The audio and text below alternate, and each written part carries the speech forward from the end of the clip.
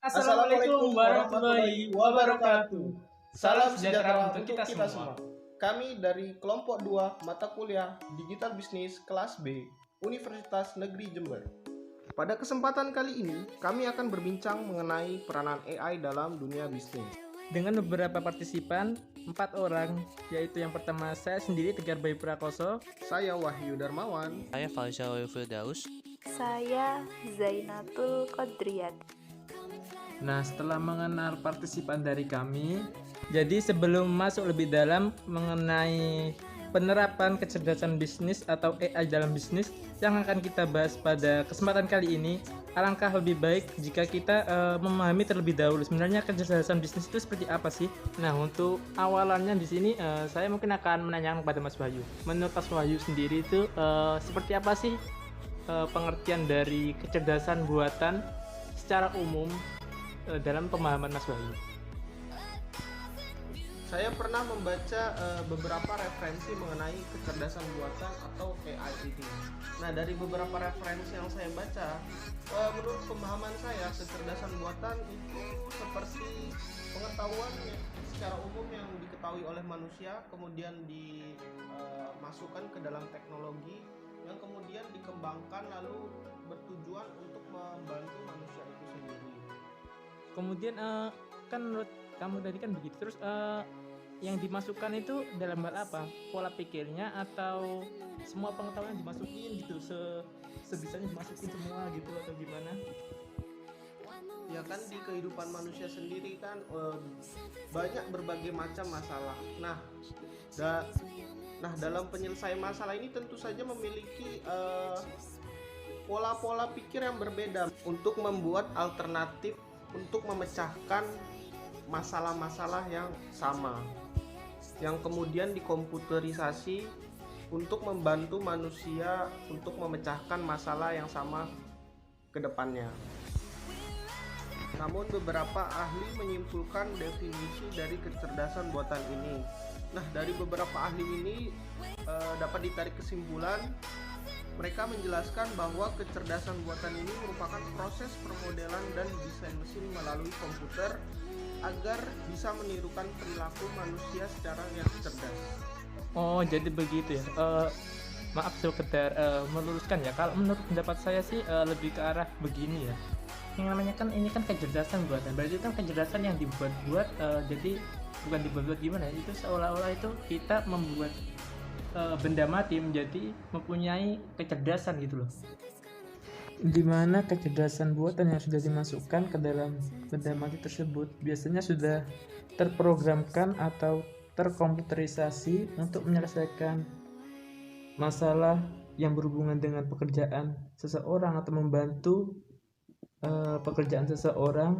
Namun biasanya masalahnya tersebut adalah masalah umum atau masalah yang sering terjadi, makanya masalah untuk menyelesaikan masalah tersebut biasanya sudah terkomputerisasi atau sudah bisa diselesaikan dengan pola pikir yang sama. Namun jika suatu saat muncul masalah baru dengan model dan tipe yang berbeda dari yang telah dikomputerisasikan, biasanya kecerdasan buatan atau AI ini sudah tidak digunakan lagi, atau mungkin memerlukan suatu update atau pola pikir baru yang harus dikomputerisasikan lagi untuk menyelesaikan masalah dalam tipe yang baru. Seperti contohnya itu misalkan ada sebuah robot itu kan diberi program atau sistem, itu kan sudah termasuk sebuah kecerdasan yang sebenarnya tidak dimiliki oleh benda mati, namun kita itu memasukkan programnya itu agar robotnya itu menjadi mempunyai kecerdasan sendiri dan bisa mengambil sebuah kesimpulan. Atau jika dalam bisnisnya itu seperti itu AI auditor. Jadi pada AI auditor itu sepaham saya itu ya, AI auditor itu digunakan untuk membantu auditor internal dalam pembuatan risiko perkiraan yang akan muncul ke depannya. Sebenarnya kan hal tersebut pada dulunya sebelum ada AI ini itu kan dilakukan oleh internal auditor secara langsung. Namun karena di sini untuk mempermudah atau mempersingkat waktu pengerjaan, jadi di sini para programmernya itu membuat sebuah AI untuk membantu auditor internal ini dalam pembuatan perkiraan resikonya. Seperti itu sih menurut pendapat saya. Saya setuju dengan pendapat Anda dan saya akan menambahkan pendapat saya berdasarkan buku yang saya punya.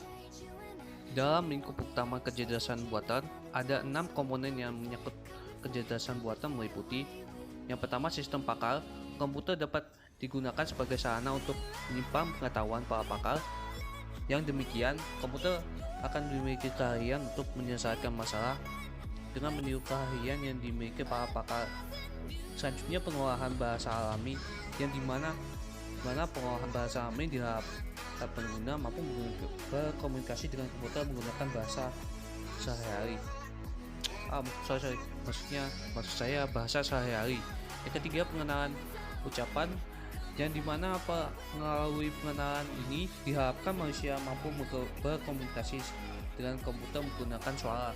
Yang keempat, robotika sistem sensor, yang dimana sistem sensor merupakan penerima informasi yang akan memproses dan meneruskan sistem serta berguna untuk mengendalikan dan menangkap objek.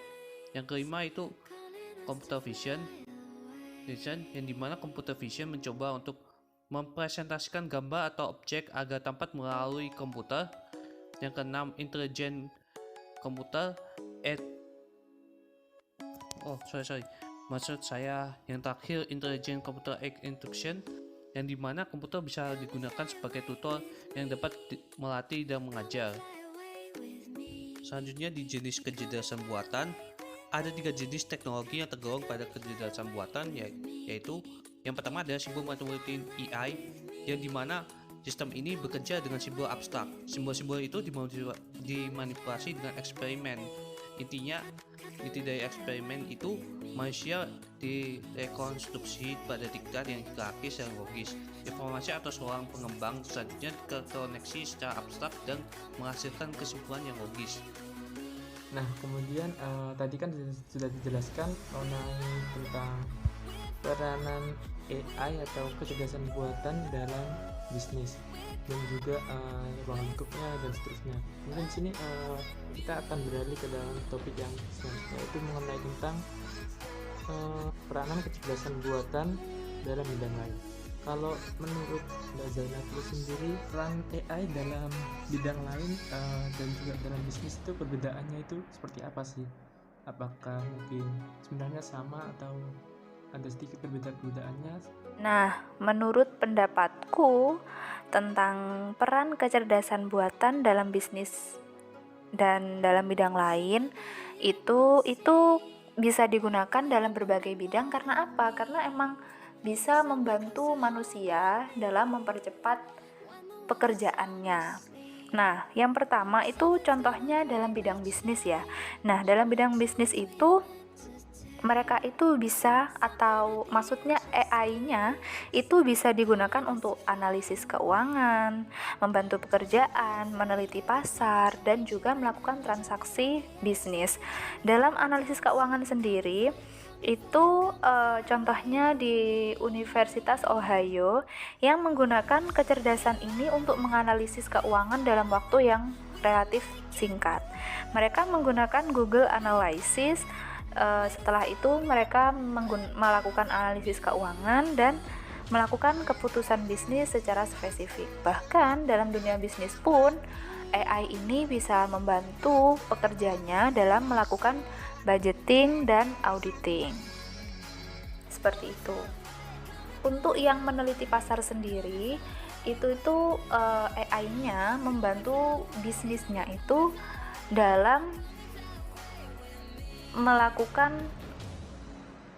pencarian informasi data tren konsumen dan hasil dari promosi. Jadi untuk melihat setelah promosi yang dilakukan dan juga sekarang apa yang sedang tren itu bisa dilihat gitu. Apa yang sudah disukai oleh konsumen dari produk itu bisa dilakukan dengan dan bisa dicari dengan AI-nya tadi. Baik, jadi seperti itu pendapat dari Mbak Zainatul. Mungkin karena di sini waktunya terbatas, jadi saya cukupkan.